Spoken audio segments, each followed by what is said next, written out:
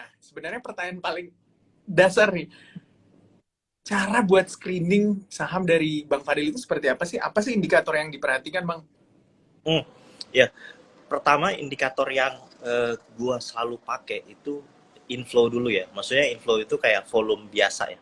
Chart volume Hmm. biasa itu adakah meledaknya sebuah volume atau adakah setelah dia distribusi panjang di volumenya menebal atau makin makin menipis. Kalau menipis terus ada yang reakumulasi itu yang biasanya gue pantau di situ. Hmm. Nah, jadi volume ini menjadi satu indikator yang apa ya, paling depan sebelum masuk ke indikator selanjutnya ya. Iya, iya, pasti volume karena dengan volume kita tahu bahwa saham ini memiliki transaksi. Bahayanya kalau misalnya kita eh, membeli saham-saham yang tidak ada transaksinya atau tidak ada volumenya, bisa beli nggak bisa jual. Ya. Tapi kalau Gitu. buat volumenya itu di ada angka tertentu nggak? Misalnya kan ada orang yang suka masuk ketika volumenya gede, tapi ada yang misalnya nggak terlalu gede juga tetap masuk atau tetap apa ya, mengcompare dengan modalnya juga. Sebenarnya sebenarnya eh, kecil atau besar itu kan tergantung dari modal ya. Kalau misalnya modalnya modalnya memang 10 sampai 50, gue rasa masuk di saham-saham yang gorengan kecil pun gampang keluar. Cuman ya kalau gue indikatornya ya tetap kita harus sadar bahwa semakin kecil volumenya semakin gampang naik. Tapi itu juga simetris, semakin gampang naik ya semakin gampang turun. Jadi kalau misalnya nggak punya waktu, volume itu sebagai indikator bahwa oh kita masih punya waktu untuk mantengin market, ya udah masuk di volume-volume yang tanda kutip tanda kutip tuh kecil-kecil nggak apa-apa, yang transaksi hariannya cuma 100-200 juta bisa masuk situ. Cuman kalau untuk kita yang memiliki kesibukan disarankan jangan, Hmm, karena oke. itu nggak. Nah, volumenya udah sesuai dengan apa yang diharapkan, indikator apa selanjutnya yang Bang Fadil lihat lagi?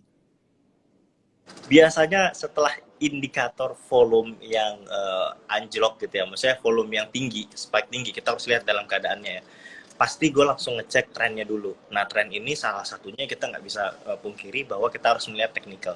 Tapi bukan technical yang gue pakai bukan yang terlalu ribet. Gue cuma lihat bahwa ketika saham ini uptrend, dia sudah menunjukkan konsolidasi sideways karena kalau misal uptrend pasti ada patah trend. Nah, ketika patah trend ada sideways, di situ yang gue cari. Atau sebaliknya, downtrend dia sudah membentuk sideways, sudah nggak menciptakan lower low, habis itu ada sideways panjang, di mana di situ baru indikator yang setelahnya, kurang lebih Hmm, seperti itu. oke. Nah, berarti bisa dikatakan Bang suka saham yang cenderung sideways ketimbang masih uptrend gitu ya. Ya, ya, ya. Lebih sukanya begitu karena sesuai dengan porsi mental masing-masing ya, dimana gue bukan seberani teman-teman scalper. Jadi gue mencari titik dimana memastikan dulu ketika uptrend itu kan semua orang dalam keadaan cuan nih. Ketika semua orang dalam keadaan cuan pasti akan ada yang taking profit. Nah, ketika taking profit kita udah telat masuk di, nggak mungkin secara logika masuk setelah dia pas lagi rally-rallynya itu, kita nggak pernah tahu kapan makernya atau mayoritas orang yang cuan taking profit. Nah, dengan kita lihat tunggu patah trend sideways itu, gue merasa itu titik netral untuk bisa akhirnya tekanan jual taking profitnya sudah mulai ada yang membeli dan trennya berhenti. Jadi itu gue makanya lebih milih sideways dulu untuk confirmationnya aja trennya. Berarti Bang Fadil cenderung lebih suka swing ketimbang day trade begitu ya? Iya, iya. Tapi Hmm. kalau misalnya day trade pun ya biasanya di saham-saham yang benar-benar ngerti lah, maksudnya cara pola permainannya seperti apa. Kayak misalnya saham-saham yang memang dia berbisnisnya tanda kutip berbisnisnya di lembar saham, akhirnya dia harus mendefense sahamnya. Dia punya hutang yang sangat besar dan dia harus mendefense sahamnya, habis itu right issue. Nah, di situ buat day trading, tapi nggak semua saham, karena nggak tahu, maksudnya ngelihat dari gue kan orangnya terlalu deg-degan ya, deg-degan di market, jadi gue lebih pilih untuk swing dibanding uh, day trade, walaupun sering day trade juga buat jajan, Hmm. tapi perbandingan skala portonya tuh jauh banget. Kayak misalnya swing tuh 100, day trade tuh 10, itu tuh cuman buat oh mau beli boba nih, taruh 10 juta aja deh. Jadi itu kayak ayo dah, udah siap hilang aja gitu kalau kalau buat day trade, jadi gak yang gede gitu. Nyari pembeli bobanya trading dulu ya berarti. Iya. Nyari pembeli bobanya di trading. Nah ini tuh banyak orang yang suka ini loh Bang Fadil, apa ya bisa dikatakan bingung ketika mau screening saham buat swing. Kebanyakan pasti pusing banget, kayak ya rata-rata pasti jatuh-jatuhnya ya mending day trade gitu, atau enggak ketika memang meniatkan buat swing tapi ujung-ujungnya lihat cuannya udah banyak, akhirnya ya udahlah profit taking aja gitu ya. Tapi sebenarnya sahamnya itu masih potensial buat swing. Nah, ketika melihat saham atau mencari nih, kan banyak banget emiten nih, mencari saham yang potensial buat swing, apa sih indikator pertama yang harus kita lihat gitu?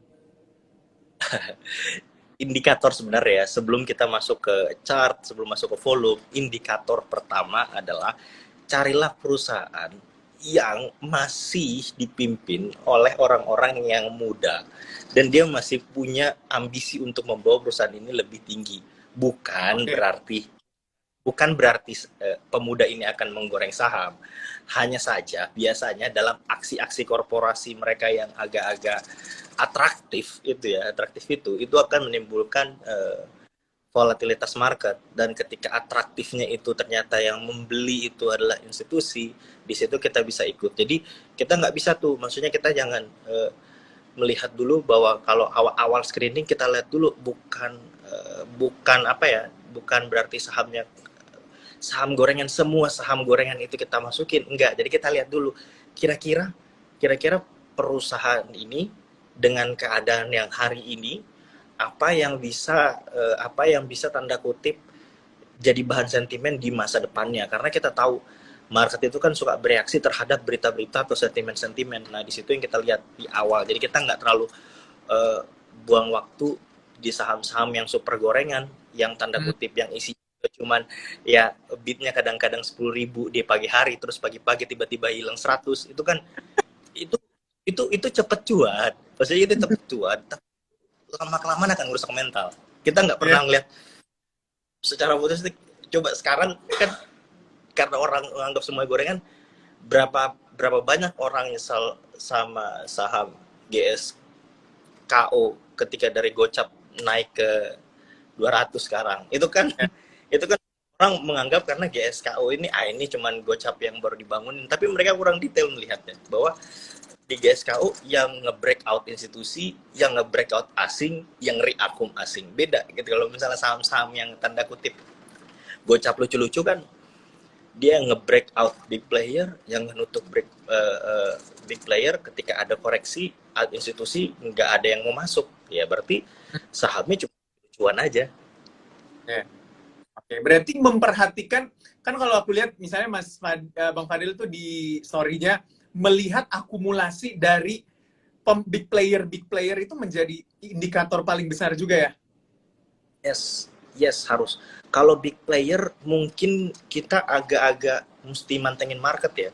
Kalau big Hmm. player, tapi yang biasa gue ikutin itu adalah apakah foreign foreign itu masuk di Hmm. saham yang foreign yang terbesar, atau adakah saham-saham yang tanda kutip secara kinerja perusahaan itu belum belum membuktikan apa-apa, tapi kok institusi ini masuk terus gitu loh. Karena Hmm. institusi kan artinya institusi itu beda sama kita kan beli sebuah saham pasti cuman oh menarik nih buy, oh menarik nih buy. Kalau institusi kan dia pasti ada analis mereka, terus mereka nggak bisa asal beli, mereka pasti Hmm. ada perhitungannya, dan jarang sekali institusi untuk day trade. Jadi Hmm. gue pun bukan big playernya justru ke institusi atau foreignnya. Hmm. Oke, berarti foreign ini kan kalau kita lihat, kalau beda tipikal sama ya retail seperti saya misalnya. Kalau foreign kan sekali akumulasi bisa lama gitu ya di emiten tersebut, Bang Fadil ya. Yes. Mhm. Karena foreign pun rapi loh. Maksudnya foreign itu cara mainnya memang rapi. Kayak contoh misalnya kita lihat ya, tak Iya, lihat ini. Ya, boleh, boleh, boleh. di sini kan yang paling aman lah BCA kan. Iya. Kalau foreign itu memprojoki sebuah saham itu sangat rapi. Perhatikan di sini, saya nyalain foreign flow-nya. Mereka rapi itu. Mereka rapi. Dia akumulasi naik, terus dia jual jual setengah barangnya, nggak mungkin semua karena nggak bisa exit. Nah, di Mhm. sini taruhlah di sini asing biasanya di sini dia masuk modal 100 juta gitu ya. Terus dia naik ke sini, dia take profit 30 juta, 30 juta. Di sini dia take profit 50. Modal yang di sini diakum lagi kan? Iya. Akumulasi itu kan terjadi ketika sideways. Tapi foreign flow-nya turun. Terus dia naik. Tapi kalau kita lihat berkaca, ya semuanya begitu polanya. Dia naik, turun, konsolidasi dulu, baru naik. Jadi um, caranya asing karena modalnya besar dan juga keluarnya nggak biasa sembarangan, jadi dia lebih kayak membentuk kayak begini-gini nih. Nah kalau Mhm. institusi juga sama, misalnya kayak kemarin Saratoga nggak akan bisa, maksudnya kita di Saratoga kita tahu bahwa setiap korporasi memiliki style untuk akumulasi, bukan bukan menggoreng-goreng saham ya, maksudnya ini style akumulasi mereka. Lihat Saratoga, ini rentan waktunya selalu begini. Nah sekarang posisinya udah di sini, berarti Saratoga nanti kemungkinan akan membentuk begini lagi nih, begini lagi. Dulu kayak berbulan-bulan, bisa berbulan-bulan dia bentuk di kayak gini, kita dibikin nggak sabar, habis itu dia naik lagi, kita cuekin kayak sama lah kayak gini, dicuekin terbang, dicuekin terbang, dicuekin terbang. Nah pola-pola yang seperti ini, yang gue merasa bahwa ini adalah pola yang gue cari gitu loh, maksudnya jadi kita investasi nggak juga setiap hari mantengin market, terus juga tahu gitu loh, dengan tahu caranya konglomerasi atau suatu grup-grup emiten itu bekerja, kita tahu kapan kita harus melakukan akumulasi berbarengan dengan mereka. Karena kalau kita nangkepnya di saat mereka distribusi, ya mungkin bisa balik lagi. Cuman sekarang kita hidup di zaman yang datanya kebuka semua. Sangat sayang kalau kita nggak pakai data itu. Mhm. Gitu, kurang Oke. lebih.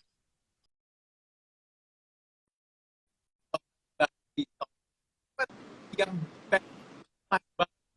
dari sisi mana ketika kita screening saham? Gimana gimana? Tadi kurang jelas suaranya. Ada yang di story Bang Fadil tuh yang aku perhatikan juga, yang pengen dibahas di live IG ini buat men-screening sahamnya. Nah, melihat Uh, apa yang harus dilihat? Oke oke oke oke oke. Tapi ini sebenarnya ini adalah tools, Mhm. bisa tanda kutip 90% keputusan buy gue adalah di tools ini. Tools ini namanya memang NeoBDM. Itu namanya neobdm.tech. Nah itu dia ada transaction chart. Nah kalau kita lihat misalnya sini ya, tak liatin. Ya.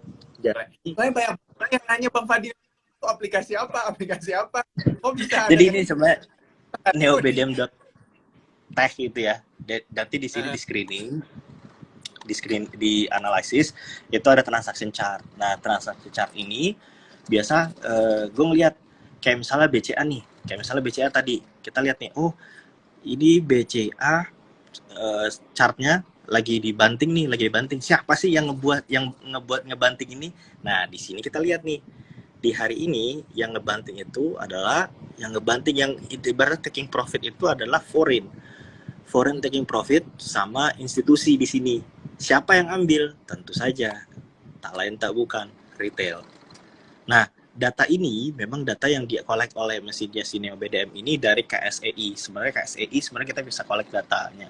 Cuman itu agak sedikit manual dan ribet banget deh. Nah, ini namanya transaction chart. Nah, transaction chart ini artinya data transaksi hari itu siapa aja isinya. Institusi atau apa. Misalnya contoh tadi Saratoga. Jadi kita tuh tanda kutip tools ini tuh buat kita lihat siapa sih yang nge-breakoutin saham ini, siapa sih yang reakumulasi. Lihat ya Saratoga ya. lihat Saratoga ini kan breakout nih. Yang nge-breakoutin siapa tuh? Foreign, institusi, yang dimakan, yang jualan adalah retail. Artinya apa? Artinya adalah saham ini uptrend bukan dari big player. Ini benar-benar institusi dicampur foreign memang mendorong saham ini. Nggak tahu apa, kita sama-sama nggak tahu. Selain kalau kita kerja di Saratoganya langsung. Tapi di sini indikasi, wah foreign itu kok udah pucuk masih dorong. Terus institusi udah pucuk masih dorong. Nah, ini mungkin ada corporate action yang akan dibahas beberapa bulan kemudian, karena kemungkinan besar seperti itu. Nah, ini kan yang buat hariannya nih. Ini buat hariannya. Nah, di sini di analisis ini ada lagi nih namanya balance position chart. Nah, balance position chart ini tujuannya untuk sebulan. Misal kita lihat Saratoga. Nah, di sini kepemilikan Saratoga rata-rata memang dipegang oleh retail. Tapi retail di sini kita nggak bisa bilang ini retail. Ini cuman namanya lokal individual. Ketika seseorang membeli saham yang dalam tanda kutip bukan atas nama institusi, personal RDN, dia akan masuknya di sini. Jadi belum tentu, karena ada saham-saham kayak misalnya saham ini nih, misalnya kayak bola ini kan retail semua nih. Kalau kita lihat retail semua. Cuman kita tahu sendiri bahwa pengendali dari saham ini adalah Pak Peter Tanuri. Nah, walaupun Pak Peter Tanuri mengambil saham itu puluhan miliar, ratusan miliar, dihitungnya adalah lokal individual. Jadi ini adalah balance position itu untuk melihat bahwa siapa sih yang memiliki saham ini. Di sini adalah lembar-lembarnya, di sini nanti kita lihat ada foreign asuransi atau foreign corporate yang ambil, di sini persentasenya. Jadi persentasenya, nah persentase ini adalah yang menentukan power. Jadi kayak megang supply-nya. Tetapi setelah ngecek sini, supply kan kayak di pasar, bisa jadi pabriknya nih. Nah, kita balik ke si transaction chart, itu ibaratnya untuk ngecek misalnya bola gitu ya. Misalnya bola atau saham apapun bebas, misalnya ini masih balance transaction. Nah, transaction itu kita cari BBC aja deh, biar nggak terlalu gorengan. Nah, transaction chart ini kalau misalnya balance position adalah pabrikannya, penjual pabriknya. Nah, transaction chart ini adalah perdagangan harian di pasar itu siapa? Jangan sampai kita salah kaprah. Setiap saham itu kepemilikan BCA misalnya. Kepemilikan BCA di sini adalah 83% foreign. Jadi keputusan kita membeli saham ini ya ketika foreign-nya akumulasi. Ketika dia foreign-nya jualan, boleh kita mengambil sebuah saham ini. Tapi dengan size yang terukur dan kecil, karena yang punya pabrik ibaratnya foreign. Kita ngikutinnya foreign. Jangan sampai kita masuk ke pabriknya, misalnya pabriknya si ini. Jangan sampai salah.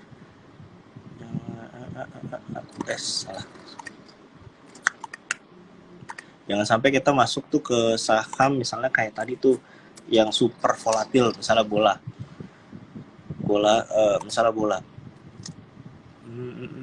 Nah, bola ini kepemilikannya foreign itu hanya 4,7%, retailnya 70%, institusi 24%. Terus kita karena fansnya foreign flow bilang bahwa wah kalau asingnya beli gitu ya, asing yang beli saya ikut beli.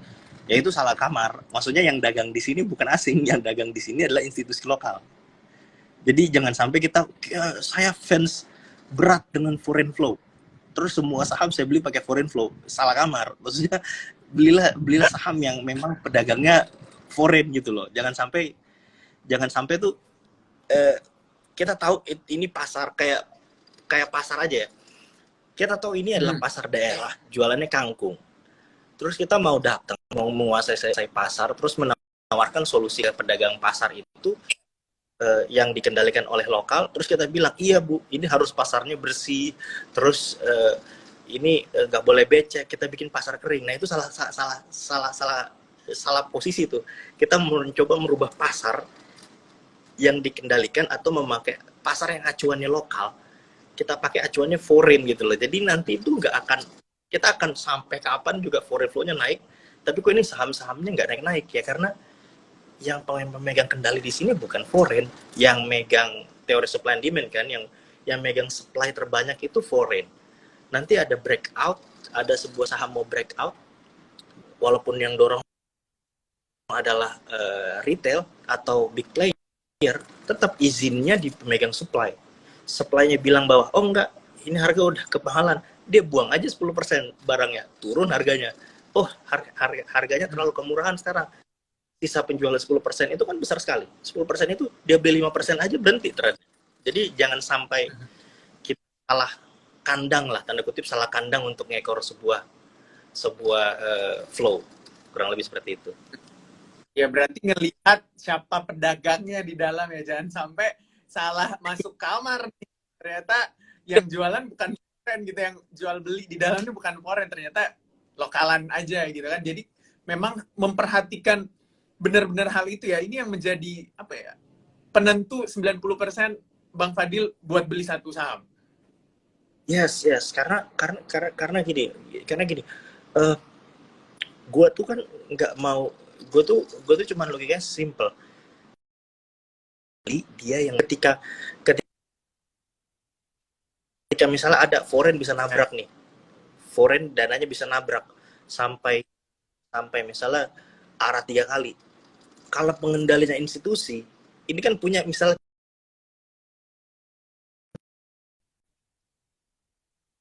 ini belum waktunya terbang nih, kita masih mau punya aksi korporasi berikutnya, ya dibuang habis itu trennya. Jadi jangan sampai, jadi walaupun ada foreign inflow, make sure misalnya ada uptrend, make sure si pengendali tanda kutip pabrikannya nggak buang barang. Kalau buang barang dikit oke lah, taking profit. Tapi kalau sampai kayak buang banyak, itu artinya bahwa ada orang yang diusir, atau ada sekelompok orang yang diusir, atau emiten belum mengizinkan saham ini terbang. Karena setiap emiten kan punya posisi strategis ya, kayak misalnya, oh saya mau sahamnya diakumulasi di saat pembagian dividen, oh saya pengen setiap kuartalan, saya pengen seperti apa. Kalau misalnya sahamnya udah naik duluan sebelum kuartalan, terus ada berita kinerjanya membaik, ya nggak ngaruh gitu loh. Maksudnya orang jadinya kayak, wah ini semuanya isinya misalnya kinerjanya bagus 3 bulan berikutnya, terus 3 bulan sebelumnya saham udah naik 200%, itu saham isinya udah spekulan, bukan investor. Karena udah naik, semua orang ada dalam situ. Nah ketika ada laporan keuangan baik, wah itu udah biasanya sell on strength semua. Mumpung nih ada investor anggap ini adalah, wih kinerjanya bagus nih, mumpung ada tanda kutip investor yang belum terlalu dalam ngulik saham, beli di situ karena laporan kinerjanya bagus, tanpa ngelihat siapa di dalam. Akhirnya ya mereka yang menampung semua, mereka yang menampung alur orang spekulan-spekulan yang membeli ketika harganya terbang. Karena ketika terbangnya terlalu ekstrim, isinya udah pasti spekulan deh. Gitu aja pasti. Ini saya pernah dengar Bang Fadil yang Bang Fadil bilang yang kalau emitennya belum mengizinkan naik gitu, ya nggak naik, belum naik juga ya harganya. Saya pernah dengar nih saat BBKP dibeli sama Kukmin, mungkin orang banyak yang bertanya, Iya. kenapa naik nih? Katanya mau nurunin penumpang doang, menurunin bawah, tapi nggak naik-naik. Nah, itu tuh saya mendengar mungkin belum diizinin sama emitennya buat menaikkan harganya gitu. Tapi gini, BBKP atau maksudnya ini bukan bukan maksudnya apa-apa ya, maksudnya kita harus tahu juga gini, Kokminnya masuk ke BBKP buat apa nih? Dia kan masuk untuk mengakuisisi perusahaan, bukan goreng-goreng saham. Dia Benar. nggak perlu, dia adalah perusahaan besar dari Korea sana gitu ya. Dia perusahaan besar dari Korea sana yang nggak perlu lah, duitnya udah sangat banyak. Buat goreng-goreng saham tuh mereka nggak perlu, maksudnya duitnya banyak, kebutuhannya strategis. Makanya teman-teman yang lihat perusahaan Korea Korea di banking yang masuk mengakuisisi dari luar negeri, mengakuisisi bank-bank kecil, sahamnya nggak terbang, ya karena memang tujuan mereka bukan goreng-goreng saham, atau Hmm. ya, udah euforianya udah selesai aja. Dan kita coba ya tak cek dulu sekalian. Misalnya Iya, di sini maksudnya eh, pengen pengendalinya BBKP saja komposisinya 23% itu foreign, 17,9 itu institusi. Nah, retail ini ngendali di retail. Ini bahayanya kendali di retail. Mungkin saham ini terlalu diprimadonakan lah waktu itu. Iya. Coba, ya kan semua orang ngebahas semua ya. Maksudnya kalau kalau semua orang ngebahas saham bukan berarti bahwa tanda kutip bandar nggak mau ngasih kita cuan. Hanya saja bahwa sangat beresiko untuk pelaku pasar, untuk kayak semua orang ada di dalam. Kita nggak tahu kepentingannya apa nih. 50 retail, 58% retail itu gede banget di size-nya BBKP. Ada yang kepentingannya cuma mau jual pagi, ada yang buat mau beli laptop, ada yang mau beli mobil, ada yang mau beli apa, kita nggak tahu nih. Nah, market maker pun ya pasti ya sudahlah, tunggu aja harganya turun sampai 100%. Bit-bitnya ketika dia apa namanya, bit-bitnya tuh bit-bitnya kalau misalnya dia beli itu udah confirm bitnya diisi oleh retail, ya baru akan menerbangkannya. Karena ini BBKP nggak tahu kenapa apa yang dipikirkan di retail ya, mungkin gara-gara nggak mau cut loss. Ini tuh nih ya, kita liatin chartnya ya. Kayaknya emang nggak. 9 bulan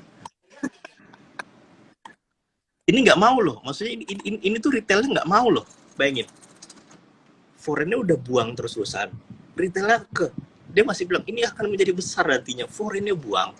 Institusinya berapa kali coba nih, lihat nih, institusi berkali-kali coba, set, oh ternyata masih ada foreign, dia kecilin, set, foreign buang, naik, dia buang. Jadi tanda kutip di BBKP ini tanda kutip dia retailnya terlalu sabar. Jadi ini bahaya nih, ini bahayanya tuh liar, bolanya jadi liar nih. Jadi kurang lebih seperti itu sih, maksudnya pernah gitu loh, wah bandarnya nggak mau cuan, enggak. Market maker itu sebenarnya membutuhkan kalian untuk exit. ataupun untuk distribusi membutuhkan kalian. Cuman ketika kaliannya kebanyakan nih, karena kita harus tahu beda 5 tahun yang lalu itu fenomena grup saham itu belum ada loh. Gua sendiri pernah ngeriset setiap grup saham dengan usernya aja nih, bayangin ya, usernya cuma 10.000 aja, inflow itu sekali mention itu bisa 3M loh. Ini grup saham loh, 3M. Jadi ya market maker lihat begitu gitu, tiba-tiba bentar, ini toko gua belum waktunya promosi kok udah rame. Wah, barang gudang masih ada yang sisa nih, tahun lalu belum bisa kejual, ya jual aja dulu, nanti ketika ada aksi korporasi dikumpulin baru naik. Karena ketika market maker yang memang sudah berpengalaman di Indonesia, biasanya dia bisa mensinkronkan supaya retail tuh euforianya bagus. Jadi setiap ada corporate action, misalnya laporan keuangan, dia dorong, bagus dia dorong. Terus ketika confirmation, bukannya dia patah, didorong. Dengan dia dorong, paling berapa sih dari total duitnya market maker tuh yang punya 60% saham, berapa sih? Paling cuma 1 komaannya buat transaksi harian, tapi itu bisa menebalkan bid retail yang tanda kutip acuannya teknikalis. Wah, ini teknikalnya confirm, gue mau beli. Acuannya fundamentalis, wah fundamentalnya bagus, ini gue beli. Nah ini kayak gini nih, ini kayak gini yang membuat ada investor baru datang. Kalau misalnya semuanya di laporan bagus dibanting, ada kinerja bagus dibanting, itu udah, maksudnya itu the real market maker yang memang nggak tahu deh, tujuannya memang buat memperkaya diri sendiri kali. Mungkin dia punya gitulah. Ya, lanjut. Kalau pertanyaan-pertanyaan banyak banget yang masuk. Ini mungkin saya juga melihat ya, di beberapa yang ngomongin, misalnya contoh nih Bang Fadil MPPA ya, itu kan banyak banget yang berharap retail kecil ini seperti story-nya kayak tahun lalu naik ke 1.000 gitu kan. Tapi kalau kita lihat, itu sebenarnya buang barang kalau yang saya lihat sih. Buang barang. buang, masuk besok buang. Jadi tapi tetap retailnya di diskusi-diskusi mereka bilang enggak, ini bisa sampai 1.000 sampai. Nah, coba kalau kita lihat secara distribusinya seperti apa nih? Ini Ini bukan tangan AI ya, atau kita jual, enggak. Kita ini cuma nih, lihat nih. Nih ya. Ini foreign di MPPA ya. Kelakuannya liatin kayak gini nih. Habis beli, jual, beli, jual, beli, jual, beli, jual. Ya, ya maksudnya bisa aja ke 1.000 gitu loh. Kalau bablas tiba-tiba ada ini big player biasanya nih. Tiba-tiba big player ikut dar gitu ya. Terus dimakan semua. Ya bisa, tapi ya kita tahu bahwa di sini aktivitas transaksinya ya beli, jual. Ketika foreign beli, retail naik. Ketika foreign jual, retail naik. Jadi saham-saham seperti ini masih ditektokin, belum ada. Mungkin MPPA ada terafiliasi dengan Goto, tapi faktanya kita bicara fakta bahwa foreign di dalam sini tektok. Jangankan foreign, institusi pun tektok. Beli, jual, beli, jual, jual, jual, jual, jual, jual, jual. Jadi kita nggak bisa, maksudnya kita nggak bisa bilang bahwa ini akan naik. Iya, mungkin naik, mungkin kita nggak tahu naik. Tapi data untuk hari ini tidak ada indikasi. Tidak ada indikasi untuk naik. Bisa aja ditabrak, kita nggak tahu. Tapi make sure ya kita lihat dulu siapa. 2 hari aja yang menguasai transaksi hariannya retail. Jadi kalau kita lihat ya, kita tuh bisa berharap. Cuman faktanya kalau foreignnya tektok, ya sudahlah tektokin aja, ngapain. Kecuali beli di weakness ya. nah iya, Kecuali itu yang saya perhatikan sih, kayak kenapa ya foreignnya beli hari ini tapi besoknya ngejual. Jadi kayak ngapain nih tektokan di dalam sini? Itu biasanya kan ada yang cukup panjang gitu kalau foreign yang beli, tapi foreignnya aja tektokan gitu. Jadi buat apa kita bertahan? ya, ya karena kita lihat komposisinya MPPA, foreign itu cuma 23%. Foreign cuma 23%. Institusinya 62,7%. Yang kita tahu siapa di institusi itu. Jadi kalau institusi itu bilang enggak, saya nggak mau jual, ya udah nggak mau jual dia. Sama kayak waktu MLPL drop yang dari 600, orang kegocek, ya RX di dalam sangat besar.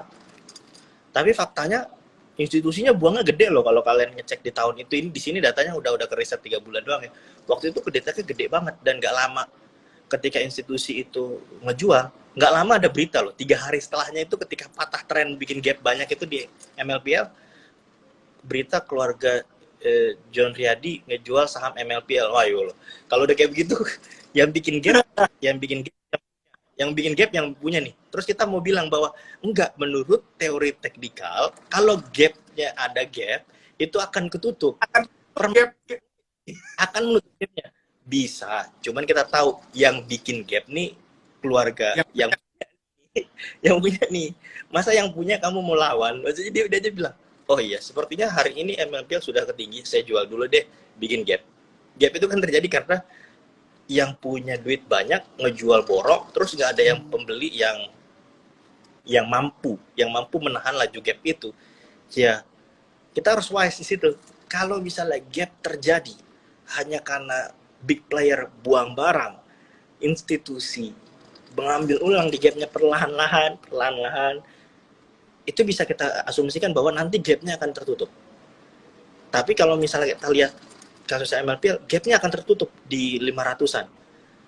Ya kalau keluarga Liponya beli lagi di bawah, jadi akan tertutup. Tapi kalau orang dia yang punya barang, kenapa kita boleh nih tarik nih garis, tapi yang punya barang mereka gimana? Ya udah ikutin mereka aja lah. Jadi kesimpulannya adalah kalau buat retail harus menempatkan posisi juga gitu, karena bukan big player sebesar mereka gitu. Kalau yang punya aja, yang buat gapnya jangan dilawan gitu ya. Nah ini ada pertanyaan nih Bang, banyak banget nih, maaf ya teman-teman, kita baca satu-satu. Ini dari paling bawah nih. Oke, ini dia. Dari Erik Winata, kapan timing untuk TP? Apakah ada indikasi kapan hold, kapan TP? Nah, kalau Bang Fadil kayak gimana tuh? TP itu sekali lagi, kalau misalnya take profit, memang indikasinya selalu paling bagus pakai teknikal, karena teknikal itu kan laju trennya. Maksudnya laju tren itu Kita melihat, oh ternyata kita beli di harga, misalnya beli di harga 1000, 1500 naik, terus udah mulai kejemput 1200, kan kita nggak tahu nih dia akan terbang ke 1000, balik lagi ke 1000 atau balik lagi ke 1500. Tapi yang pasti ketika, kalau gue pribadi, ketika udah floating profitnya 20%, terus dalam tempo seminggu nih tiba-tiba dia kempes, cuman seminggu dia kempes 10%, gue udah floating profit 20%, yaitu gue memilih untuk buang setengah. Enggak semua ya, harus buang setengah dulu, karena itu win-win solution supaya kita nggak sakit hati. Kalau dia drop balik ke harga BEP kita, kita punya modal untuk beli lagi di bawah. Kalau dia terbang balik, kita masih punya barang. Mau average up lagi nggak apa-apa, tapi yang pasti kita nggak yang tiba-tiba udah punya dari 1000, terus naik ke 1500, terus turun lagi ke 1200, kita cuekin, terus BEP. Itu kan namanya kita maksudnya nggak punya plan. Kalau gue pribadi, tipikal TP, pokoknya gitu deh, 10, 20%, seminggu nih dia tiba-tiba hancur nggak ada apa-apa, tiba-tiba hancur, turun setengah, udah buang setengah, itu udah indikasi yang jelek, berarti patahnya kelewat. Jadi Oke. teknikal aja sih. Oke, lebih kepada teknikal ya teman-teman. Ini pertanyaan selanjutnya, cara menentukan harga wajar saham efektif dan juga mudah. Nah, kalau Bang Fadil gimana nih? Kalau harga wajar itu, gue pribadi ini buat gue pribadi, nggak ada harga yang mahal, nggak ada harga yang murah. Yang nentuin tadi, harga murah itu adalah ketika dia downtrend panjang, terus tiba-tiba mendaratlah di sideways-nya. Terus ada yang akumulasi. Kalau akumulasinya institusi, berarti institusi pemilik perusahaan menganggap harga ini adalah harga murah. Misalnya ada buyback, ini adalah harga ya bagi pengendalinya ini termurah, ya kalian ikutin. Nah, walaupun PBV-nya misalnya di 50 atau 500 ekstrim-ekstrimnya, tapi ketika dia drop, ada yang ambil di bawah, gue menganggap bahwa itu adalah titik tawar terendah bagi si emitennya. Ketika dia naik terus dia ada sideways, apakah kita bisa bilang itu kemahalan? Enggak, karena ketika dia sideways terus dia patah, ada konsolidasi, ya berarti kan ada orang yang membeli lebih mahal lagi. Nah, ketika membeli lebih mahalnya ternyata institusi, nah ini kita harus pakai tanda, wih, ini institusi beli di pucuk ngapain nih? Dia malah nggak jualan. Nah, itu kan artinya bahwa pemiliknya, pengendalinya akumulasi. Mau akumulasinya dari bawah dia average up cuma 10% dana, 1% dana, tapi itu cukup untuk membuat marketnya naik. Jadi gue bilang valuasi terendah itu adalah ketika termurah, itu ketika downtrend dia berhenti sideways, itu termurah bagi gue. Bukan valuasi per PBV. Nah, itu tuh teman-teman, kalau dari sisi Bang Fadil seperti itu. Nah, ini nih, mau kayaknya ngasih satu kasus nih. YO sama DH BSDE masuk clean buy nggak? Oke. Ini disclaimer kali ya. Ini ya, clean buy itu adalah cara yang waktu itu gue riset 3 bulan, 4 bulanan ke belakang untuk mengetahui bahwa ketika emiten atau ada broker yang membeli clean, artinya buy dan sell-nya itu dia membeli net volume-nya. Kalau kita lihat buy-nya itu 100% besar, sell-nya dia nggak sell sama sekali. Nah, dia membeli. Nah, tapi clean buy ini nggak berpengaruh kalau misalnya yang membeli sekali lagi bukan pengendali dari saham itu. Bisa aja diapresiasi. Tapi kalau kita langsung kasus ya, misalnya BSDE. Nih, sebelum kita ke kiri ya, kita lihat di sini, trennya patah nih. Ada clean buy, nggak peduli baginya. Clean buy itu cuman penguat aja, mengindikasikan bahwa ada orang yang membeli saham ini dalam keadaan besar tanpa jualan. Jadi dia nggak tektok sama sekali. Tapi kalau kita lihat patah trennya BSDE, kita lihat di sini BSDE itu dimiliki 47% institusi, 34 foreign. Kita lihat siapa yang buang barang di area sini. Tuh. Lihat sendiri yang buang barang siapa? Institusinya yang buang barang. Gimana coba? institusinya buang barang. Ini zombie ini big player yang tanda kutip spekulasi buy, dia beli banyak gitu loh. Tapi yang buang institusi gimana dong? Maksudnya ya itu gue bilang, apakah ini properti boom? Ya enggak, institusinya nggak percaya buang. Foreignnya naik, oke, foreign naik. Tapi ingat, kepemilikan foreign di BSD itu cuma 34%. Nggak terlalu kuat lah, nggak terlalu kuat. Jadi kurang lebih seperti itu. Jadi kalau misalnya dibilang itu ada clean buy atau segala macam, iya clean buy itu bagus. Tapi kita lihat dulu clean buy-nya itu siapa, kurang lebih seperti itu. Baik, nah ini pertanyaan selanjutnya, kalau pengalaman Bang Fadil seberapa tinggi win rate ngelihat inflow dengan Neo BDM? Sebenarnya gini, win rate, kalau bicara win rate itu kan tergantung dari posisi kita ngambil barang ya. Maksudnya kalau bicara win rate, kemarin yang gue ambil data-datanya dari sampling ya. Maksudnya ketika gue riset itu ada samplingnya, ada beberapa saham yang gue sampling, itu ya 5 dari 5 kasus kena. Maksudnya tren berhenti ketika pengendali udah berhenti buang barang. Tren naik itu ketika pengendali dan foreign atau duit besar ikutan di dalamnya. Jadi kalau bicara win rate itu tergantung, tapi kalau misalnya studi kasusnya sejauh ini kena semua. Sejauh ini ya, nggak tahu nanti di tahun depan karena perusahaan lihat, oh ini udah ada cara begini, terus nanti ada DOBDM atau data KSEI dilarang lagi transaksi, nah di situ kita baru riset ulang. Tapi sejauh ini risetnya 5 dari 5 kena. Oke. Nah ini ada yang nanya, tapi nggak bisa bisa aku naikin, coba. Oke. Kenapa sama IPO, ADMR, dan WIRG naik gila-gilaan? Apakah karena harga IPO terlalu murah? Kalau di kacamata Bang, gimana nih?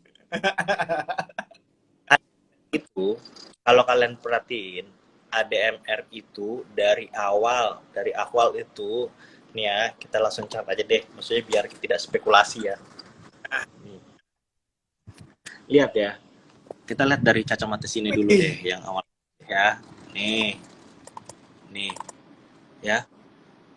Ini tuh bayangin di sini di awal-awal di IPO itu big player buang barang, institusi beli. Terus sekarang apakah harganya sekarang mahal? Lihat, foreignnya masuk, ininya keluar, ini masuk lagi dia kencang. Nah, artinya berarti ya tadi gue bilang, bagi kalian ya itu mahal nih. Enggak, bagi foreign enggak, dia beli terus. Apakah foreign salah? Bisa jadi, tapi dia punya dana yang cukup besar. Dan di sini powernya, bayangin, ini dari Februari Maret aja, dari Maret nih udah pucuk nih, retailnya dimakan sama institusi 88%. Apakah ini kemahalan? Ya belum tentu, tapi ya, kalian bisa spekulasi banyak kalau misalnya dia ada konsolidasi lagi untuk melihat, karena ini semua isinya pasti take profit. Terus kita lihat kayak tadi WIRG. Yes. Ini yang lagi didambah. Nah, lihat ya WIRG ya. Dia naik karena perusahaannya komitmen tidak ngebuang barang. Dia komitmen nggak buang barang. Terus di sini ada big player yang beli. Di sini ada big player beli. Itu dia tidak ditimpuk, tanda kutip tidak dikasih barang. Ya dia semangat ngunci lagi. Nah, di sini kebuka nih ya. Di sini kebuka. 4 hari berturut-turut kebuka. Kita lihat siapa yang buang barang. Tuh. Ketika kebuka siapa? Dia lagi kena tuh kan. Oke, retailnya mau profit taking Bang Fadil, mau nikmati boba, masa nggak bisa? Iya, enggak, ini kan ibaratnya gini, ini kan beli nih, dia dipucuk beli, kebuka kan. Nah, yang buang siapa? Institusi. Nah, di sini kita tahu bahwa karena ini baru IPO, kita tahu institusi kan punya barang dari sebelum IPO. Masa dia take profit nggak boleh? Nah, tapi take profitnya di WIRG ini beda dengan IPO lain. Dibiarkan naik dulu, retail ikutan. Dari sini ada retail nih, karena ini terlalu gede, jadinya nggak kelihatan. Di sini retailnya ikutan. Terus institusinya foreignnya nggak ngasih barang, dia cuma buang-buang dikit. Karena WIRG tanda kutip perusahaannya tidak nimpuk di awal, jalan terus.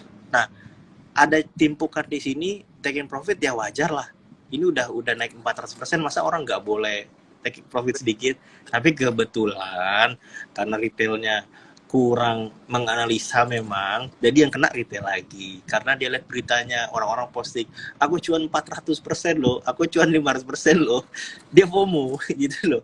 Itu sifat dasar. Itu sifat dasar. Jadi menurut gua taking profit ya wajar. Cuman namanya IPO itu kan memang untuk distribusi lah. IPO itu kan distribusi. Cuman ada perusahaan yang distribusinya beneran distribusi di hari pertama, ada yang ya udah saya ikutin aja deh sampai berikutnya baru distribusinya di kemudian harinya, kurang lebih seperti itu. Oke, itu lengkap banget nih kalau yang lagi menganalisa dua saham ini. Boleh mungkin didengar baik-baik ya Instagram live ini.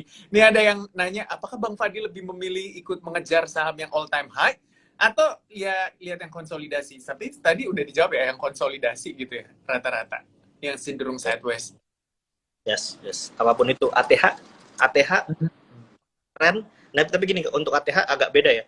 Maksudnya gini, kalau misalnya gue nangkap konsolidasi, kita harus lihat dulu sebelum rally di titik mana. Kalau misalnya ya patah tren hanya setengah dari titik rally atau cuma 20% dari titik rally-nya, itu ada konsolidasi, gue masuk.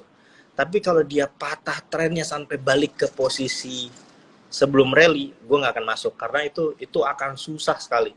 Karena logikanya yang di area dari area sini sampai sini kan, sini ada orang sangkut nih, itu akan memberatkan. Jadi kalau misalnya menjawab pertanyaan ini ya udah atas, tapi jangan sampai balik ke tren awal. Oke. Gitu. Nah, katanya friend di akun foreign. Gimana nih menurut Bang Fadil? Gitu. Ya, nih ya. Friend itu kan sepi. Friend itu kan sahamnya sepi tadi. Yeah. Terus apakah friend akan menuju gocap? Balik lagi harga tawar, valuasi terendah adalah harga tawar si pengendalinya. Nah, kalau kita lihat friend, ingat waktu dia drop kan, kita kesini dulu deh. Friendnya drop. Pengendalinya friend adalah institusi dan asing. Nah, dia di area sini, ya kan? Friend patah di sini, orang panik. Wow, iya ini sudah buangan. Tapi kita lihat volume naik. Artinya ada yang kumpulin nih. Ini ada volume tiba-tiba di drop. Ada yang menganggap, ada market, ada sekumpulan orang menganggap bahwa friend ini murah di harga 69. Ketika friend ini murah, kita lihat siapa yang ambil. Tuh, dia lagi kan. Berarti patahnya nggak berhenti karena yang ambil adalah foreign, institusi, retail yang ngebuang. Jadi ibaratnya ya ini harga tawar. Jadi untuk saat ini harga tawar friend terendah di tahun ini menurut asing, valuasi terendah termurah menurut market adalah 69. Valuasi termahalnya bukan target price, bukan target price konsensusnya bagi gue adalah lihat aja. Misalnya target price konsensusnya 130. Ya kalau dia 130, dia titik murahnya adalah ketika ya udah, ketika ini semua tiba-tiba balik arah. Nah, berarti tahun ini orang tidak ada yang menganggap bahwa friend itu dia kalau misalnya nggak nyampe 130 adalah titik harga wajarnya. Ya harga wajarnya ya siapa yang akumulasi, itu harga wajarnya. Kurang lebih seperti itu. Bang Fadil, kalau aku lihat kan ini juga sama dengan pertanyaannya GoTo nih. Bang Fadil kalau nggak salah masuk nggak sih di hari kedua atau ketiga? Hari kedua itu masuk.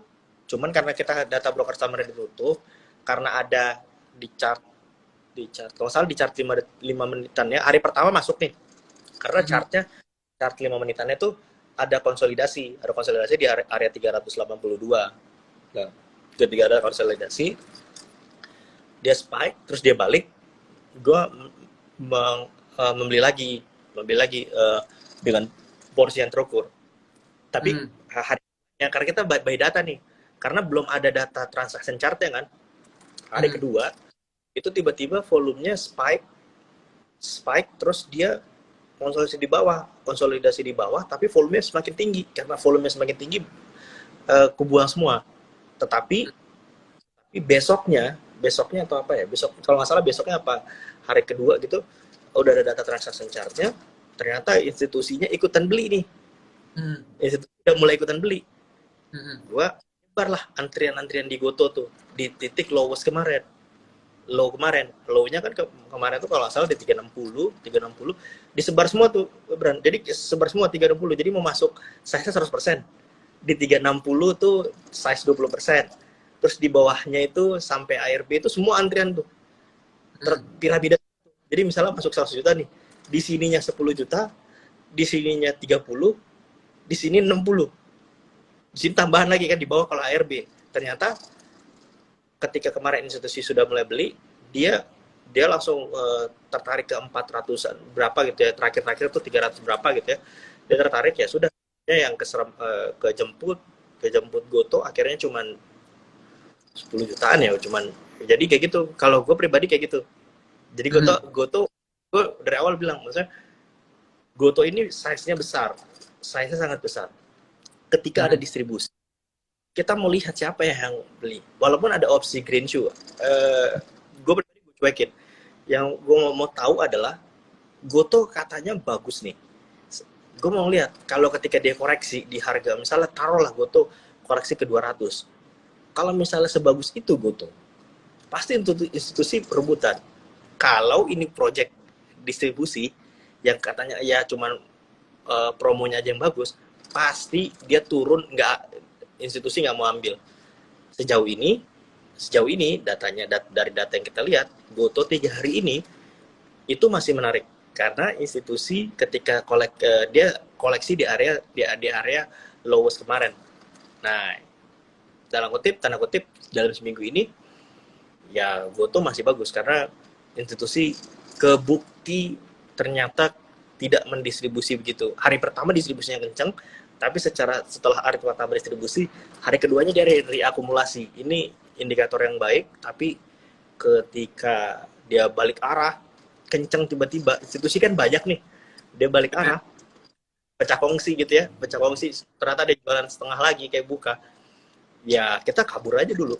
Kita punya data nih, kita sekarang nggak bisa, maksudnya tujuan gua nge-share ini terbuka gitu ya, nge-share ini terbuka data-data ini supaya kita tuh nggak bisa lagi beda sama 2021, kita bisa banyak yang nyembunyiin cara ini, jadi banyak orang yang ketipu dengan oke, ini bagus, enggak, kalau kata mereka bagus, institusi pasti naik, foreign pasti naik, kalau enggak ya udah kalian cuman promosi aja. Ya benar. Ini banyak banget yang mungkin agak ketinggalan. Yang tadi ngeceknya itu apa namanya Bang? Di NeoBDM. NeoBDM.tech. Tuh, NeoBDM.tech. NeoBDM.tech ya. Jangan lupa ya teman-teman, itu udah disebutin nama Bang Fadil, NeoBDM.tech. Oke, nah ini ada pertanyaan. Jika kita menemukan clean buy dari institusi beberapa hari, tiba-tiba ada sell lebih gede, itu cut loss atau gimana Bang? Nah gini, makanya tadi kita harus lihat flow-nya dulu. Flow-nya adalah pertama kita harus benar-benar bandarmologi itu hanya untuk ngecek inflow saja. Terus technical lah yang tujuannya. Ya kalau misalnya gini, kalau misalnya institusinya tiba-tiba banting barang, terus ternyata bantingannya sideways, masih di area sideways ya itu gua nggak cut loss. Tapi kalau misalnya institusinya buang barang, tahu-tahu sideways yang lama itu jebol, gua menjual setengah dulu, terus besok jebol lagi minus 6 baru jual semua. Jadi kurang lebih seperti itu, karena baik lagi, tren itu adalah kuncinya nih. Maksudnya technical, kenapa technical itu penting? Technical itu gambaran psikologis pasar. Kalau misalnya psikologis pasarnya memang dia dibuang, terus technicalnya downtrend, ya udah jangan dilawan. Itu kan artinya perusahaan itu juga tidak sekuat itu menjaga harga sahamnya. Ngapain kita tunggu? Karena ada loh saham-saham yang didistribusikan. Ada beberapa saham yang populer tahun lalu, itu cara market makernya markdown, itu bidnya dicopot loh. Bener-bener bidnya, transaksinya bisa sampai ratusan ribu, bisa sampai puluhan miliar. Terus ketika dia markdown, dia nggak ada tekanan jualnya, tapi bidnya hilang. Kalau bid, logikanya gini teman, Beatnya hilang nih. Kalian beli 1.000 lot. Toto beatnya tadi bisa haki nih. Bisa kalian haki dengan mudah. Toto 1.000 lot besoknya tiba-tiba sisa 10 lot. Apa nggak panik tuh? Itu pasti buang. Waduh, nggak bisa buang. Itu panik tuh. Jadi itu cara yang paling gampang untuk membuat market itu panik. Ya udah copot aja beatnya. Nanti diakum lagi di bawah. Kita nggak tahu emiten akan melakukan itu. Technical kita gunakan. Pokoknya kalau emiten akumulasi tapi dijebol, jebol terus downtrend nggak ada sampai, nggak usah ditangkap, nggak usah dibeli, karena emiten bisa aja 1 miliar bagi emiten itu nggak ada apa-apanya, bagi kita gede. Toto kita bilang ini dia sangkut nih 200 miliar, 200 miliar, 200 miliar. Toto di bawah dia beli lagi ketika kalian cut loss di 200 miliar. Kita nggak tahu duit emiten itu segede apa. Jadi udah tren jangan dilawan.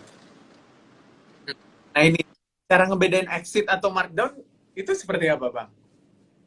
Yaitu exit itu adalah patah tren. Exit itu ya patah tren yang partisipasinya didukung oleh yang punya. Misalnya ya kayak salah satu emiten yang 100% publik itu kan, itu dari 2020. Dari 2020 loh. Bayangin ya. Ini tak liatin aja gimana, maksudnya emitennya akan gua nggak liatin, cuman kalian sama-sama tahu lah ini apa. Maksudnya nih ya, tak liatin balance positionnya biar kita nggak kesorot ya. Nih, bayangin. Ini caranya mereka ya. Ini di atas tuh institusi yang biru ya. Juli 2021 perlahan dilepas tuh. Nah, puncaknya di kemarin. Ini dilepas semua tuh bertahun-tahun. Di tahun Juli 2021 itu masih ada loh, masih ada analis-analis yang bilang ini perusahaan bagus. Bayangin bahayanya ya. Perusahaannya bagus, sempat mau turn around di 2021. Tapi faktanya turn around itu dipakai buat ngejual, bukan buat akumulasi. Nah, ini yang kita bilang. Perusahaan itu bisa saja jago dalam berbisnis di real, di industri yang real, atau bisa gak jago di real, gak jago di saham juga. Nah, tapi ya buktinya adalah bukti tanggung jawab dari emiten adalah kalau memang perusahaan kalian bagus, seharusnya kalian gak mau dong jual di harga murah, mau dong beli lagi, turun di buyback. Pertanyaannya ketika laporan keuangannya bagus, terus kalian mau buang, ini laporan keuangannya bener nggak nih? Karena kalau misalnya laporan keuangannya bener, GCI perusahaannya benar, seharusnya kalian akumulasi juga dong. Kan kalian lihat, ini mumpung perusahaan saya bagus. Misalnya contoh kayak roti down trend. Perusahaannya menganggap ini bagus. Nah, komitmen dari emiten roti keren banget. Dia bilang bahwa kami akan buyback sahamnya. Sampai di berita tuh dia bilang bahwa buybacknya pakai sekuritas SQ, BCA Sekuritas. Dia jelasin tuh, kita akan buyback situ. Terus kita lihat datanya, memang dia buyback gitu loh. Maksudnya perusahaan-perusahaan yang bagus, yang harga tawarnya bagus, ya udah. Kalau kalian mau investasi, ya sudah. Harga tawar terbagusnya adalah ketika dia drop, terus dia turun. Nah, kalau markdown bedanya ya itu.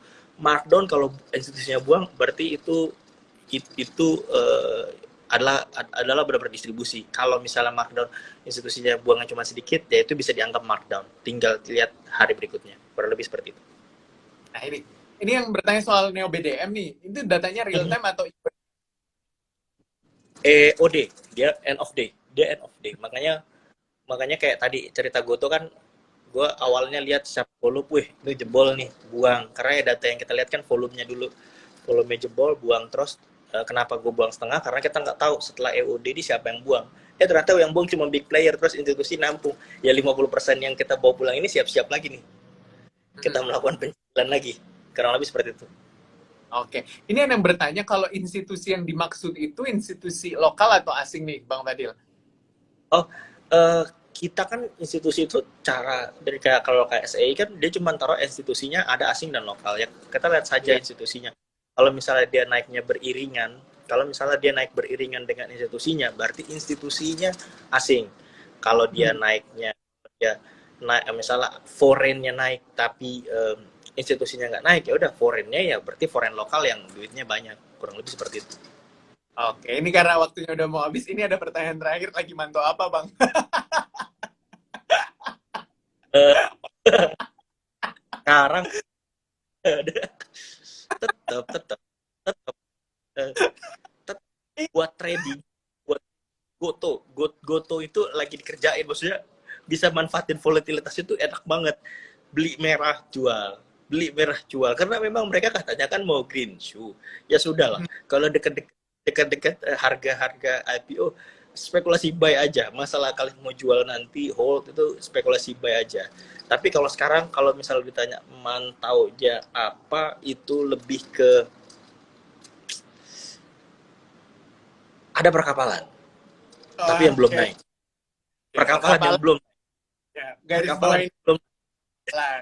Berarti transportasi, logistik bisa juga gak sih? Makanya disitulah sektornya perkapalan. Iya, Jangan lupa cari-cari aja di screening sendiri ya sahamnya ya. Nah ini terakhir juga nih iya. Bang Fadil, buat teman-teman gitu ya yang mungkin lah baru memulai juga investasi di saham, trading, itu pesan-pesannya dan supaya apa ya? Supaya mungkin ada yang sering nggak tega cut loss, ada yang bener-bener nahan sampai batinnya juga menggelepar udah minus 70% gitu nggak dilepas-lepas juga. Nah, pesan-pesan dari seorang Bang Fadil gimana nih buat teman-teman yang baru masuk atau mungkin sedang berproses juga di market?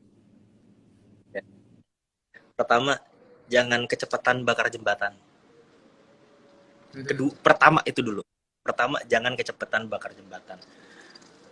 3 tahun, 3 tahun, 3 tahun, 2 tahun itu habiskan buat nyoba riset, nyoba riset, nyoba riset. Jangan fokus cuan dulu, karena memang susah. Maksudnya legenda-legenda pasar modal aja itu rata-rata dari yang scalper, dari investor itu rata-rata 3 sampai 5 tahun.